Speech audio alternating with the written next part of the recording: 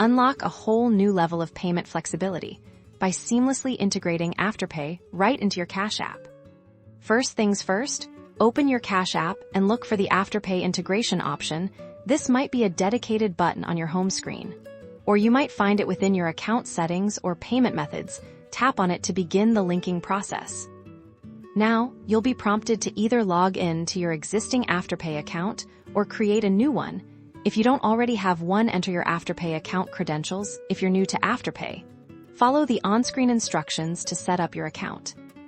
Once you're logged in, Cash App will likely ask for your permission to connect with Afterpay.